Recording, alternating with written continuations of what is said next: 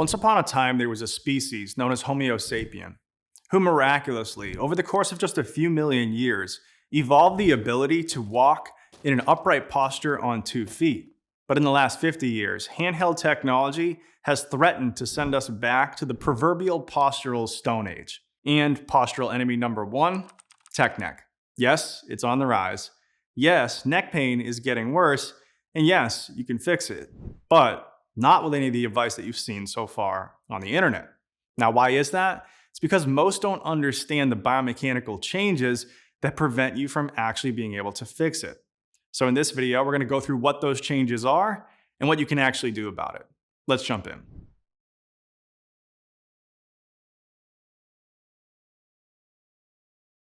All right, so tech neck or text neck, they mean the same thing, occur when the head comes forward of the body. And because we're looking down at the phone or a laptop, the neck changes shape. As you can see, this is the outward C shape, which is quite a departure from the normal inward C shape or lordosis that we typically see in a neutral head and neck posture. Now, you've probably seen this image before, but as you can see, the further forward the head moves, the more we increase the demands on those neck muscles. And this means that from the perspective of our neck muscles, our head literally weighs more. But this doesn't affect all muscles in the same way, and this can create an imbalance. We know that the body adapts to certain positions over time. So this downward and forward position causes certain muscles to get stronger and others to get weaker. The good news here is that because of the downward and forward position, this increases demands on the muscles in the back of the neck and causes them to get stronger. Now, a little side note here is that if you have pain in the back of your neck, that's likely an indication that those muscles are too weak. Now, the bad news here is that the muscles in the front, even though they're in a shortened position, actually get weaker. And the reason for this is that this forward and downward position doesn't actually challenge them at all. It shifts all the demands to the back of the neck. This creates a muscle imbalance that you must address to get changes that stick, and this is one of the key details that most exercises fail to address. If you're like most people, you've probably tried chin tucks, band exercises, or even adult tummy time. And while these all help you work on the posture directly, they don't address the underlying weakness that you need to be able to maintain it. You've probably noticed this. You can hold that good posture for about a minute, but the second you stop thinking about it, your body just reverts back to its old patterns. After all, this is just the path of least resistance. So for lasting changes, we need to train both the posture and the underlying weakness. This means learning to adjust the posture, but also learning how to load the muscles. All right, so just a brief interruption in this video before we go on. If you're finding this valuable so far, go ahead, give me a like, a subscribe if you haven't already, and let me know what kind of videos you want to see in the comments, whether that's around training the neck or any other part of the body. The reason I make these videos and I have this channel in the first place is to share my personal and professional insights with you so that you can move and feel your best. All right, let's get to the rest of the video. For years, forward head posture was thought as lower neck bending and then upper neck straightening. Now, this makes sense if we consider that we're looking at something directly in front of us, but when we take into account handheld technology like phones or even laptops, we're going to see something a little bit different. In this case, we're going to get bending both at the upper neck, which is actually somewhat of a neutral position, and even more bending in the mid to lower neck, as well as a little bit of bending down even at the upper rib cage. Look familiar? So to address a tech neck posture, we need to focus most of the adjustment from the mid neck down through the lower neck and even the upper rib cage. And this is the reason that I designed the Chaplin Neck Lift the way that I did. So let's go through it.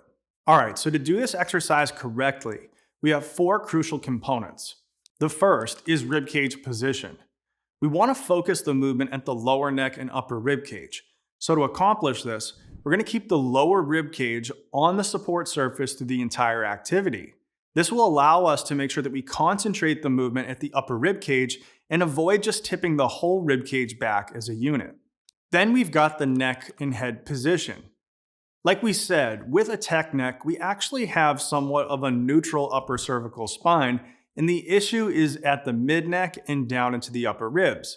So as we're doing the exercise, we want to focus the majority of the movement from the mid-neck down through that upper rib cage. The third is loading the exercise. If you're able to use a weight, you want to make sure that that weight is positioned just above the top of the nose and stays in a relatively perpendicular position relative to the ground. This will ensure that you're loading those muscles through a full range of motion. And last but not least is the breathing. As we go down, we're going to exhale, which is going to make it a little bit easier to lower the head and neck, especially from that mid-neck down. On the way up, and this is one of the most important cues, we're going to inhale, which is going to engage some of those muscles like the scalenes and the sternocleidomastoids to assist us in lifting the sternum and those upper ribs. It's also going to limit how far we can come up and is actually going to keep us working up to a neutral position, but not into that forward and downward position that we'd associate with tech neck. Now let's go ahead and demo a few reps. During the demo, I'll be using a weight, but you can do it without a weight too. And if that's still too challenging, you can use your hands to increase support so that you can work up to the unweighted and then finally the weighted version. All right, so now to go through the 4 components, the first is to have the lower rib cage set on the support surface throughout. The second is going to be the head and neck position, slight chin tuck just to neutral, then lower from the mid-neck down through the upper rib cage to get into the start position. Then if you are using a weight, you're going to keep it perpendicular throughout, and this is going to mean that in the lower position, we're going to have slightly more space than when we start here at the top. That'll look like this. And then last but not least, we have the breathing. We're going to be keeping the tongue on the roof of the mouth. We're going to be exhaling as we go down, inhaling as we go up. Exhale down, inhale up. Exhale down, inhale up.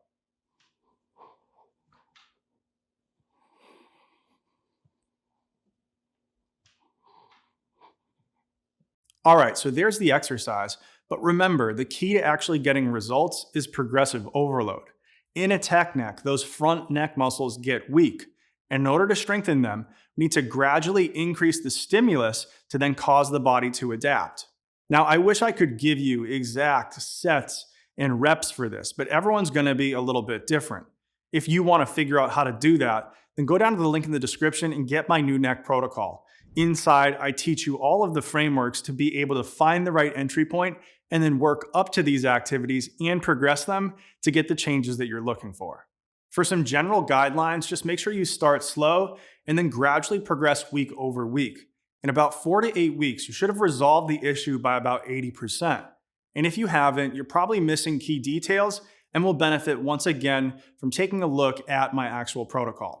All right, that does it for this video. As always, thanks a bunch for watching. Make sure to like, comment, subscribe, all the things to help the algorithm help me, help more people. And until next time, peace.